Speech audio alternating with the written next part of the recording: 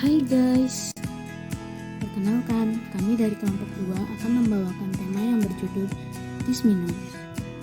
Bagi para wanita, pastinya nggak asing lagi kan sama yang namanya dysmenorrhea. Dysmenorrhea atau nyeri haid adalah nyeri atau kram di perut bagian bawah yang muncul sebelum atau sewaktu menstruasi. Macam-macam dysmenorrhea. Yang pertama dysmenorrhea primer, yaitu nyeri haid yang terjadi akibat otot rahim berkontraksi dengan kuat. Rasa nyeri ini muncul di perut bagian bawah dan terkadang menjalar hingga ke punggung bagian bawah dan juga paha. Biasanya nyeri bisa muncul 1 atau 2 hari sebelum menstruasi. Meski begitu, terkadang nyeri ini juga bisa muncul selama mengalami menstruasi. Yang kedua, dysmenorrhea sekunder, yaitu nyeri yang disebabkan karena adanya masalah pada organ reproduksi wanita. Biasanya dimulai pada awal siklus menstruasi. 2. Faktor penyebab. Penyebab dysmenorrhea primer masih kurang jelas, namun nyeri ini diduga akibat peningkatan jumlah prostaglandin di dalam rahim saat menstruasi. 3. Tanda dan gejala. Gejala pada dysmenorrhea sesuai dengan jenis dysmenorrhea. Yang pertama, dysmenorrhea primer menurut Sari 2012. Ciri-ciri atau gejala dysmenorrhea primer yaitu 1. Nyeri berupa kram dan tegang pada perut bagian bawah. 2. Pegal pada mulut vagina. 3. Nyeri pinggang. 4. Pegal-pegal pada paha.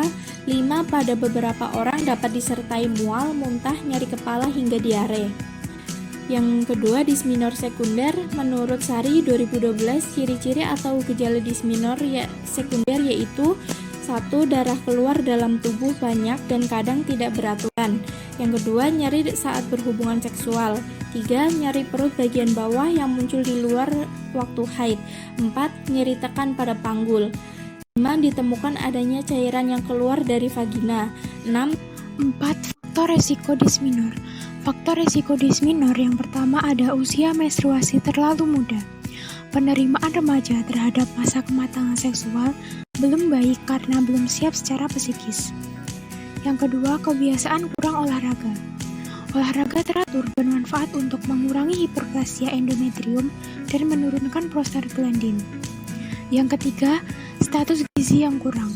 Status gizi yang kurang dapat mempengaruhi ketidakseimbangan energi yang masuk dan dikeluarkan untuk beraktivitas. Yang keempat, tingkat stres. Dysmenorrhea terjadi pada wanita dengan tingkat stres yang lebih tinggi. Stres membuat jantung dan tekanan darah meningkat sehingga menyebabkan penyempitan pembuluh darah. Yang kelima, pengalaman melahirkan.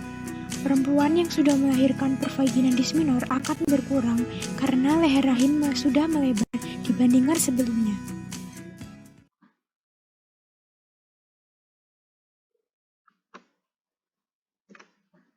Yang kelima, upaya dalam menangani dysmenorrhea. Yang pertama, memijat dan mengompres hangat area perut yang sakit. Kedua, berolahraga ringan seperti berjalan santai atau bersepeda. Yang ketiga, melakukan relaksasi misalnya dengan yoga atau pilates. Yang keempat, mandi air hangat. Dan yang kelima, mengonsumsi suplemen yang mengandung vitamin E, B6, omega 3, dan magnesium. Yang keenam, bagian tubuh yang berdampak. Yang pertama ada perut, payudara, dan nyeri kepala. Selanjutnya, apakah perlu pergi ke fasilitas kesehatan saat mengalami dysmenorrhea? Segera periksakan kesehatan pada rumah sakit terdekat ketika mengalami gejala menstruasi yang tidak biasa. Penanganan dokter yang tepat perlu dilakukan ketika mengalami gejala berikut ini. Yang pertama, nyeri haid dirasakan setelah masa menstruasi berakhir. Yang kedua, nyeri haid cukup parah dan dirasakan 3 kali berturut-turut selama siklus menstruasi. Yang ketiga, keluar gumpalan darah yang cukup besar saat menstruasi. Yang keempat, perdarahan menstruasi yang sangat deras. Yang kelima, keputihan. Yang keenam, periode menstruasi lebih panjang dari biasanya. Dan yang terakhir, demam.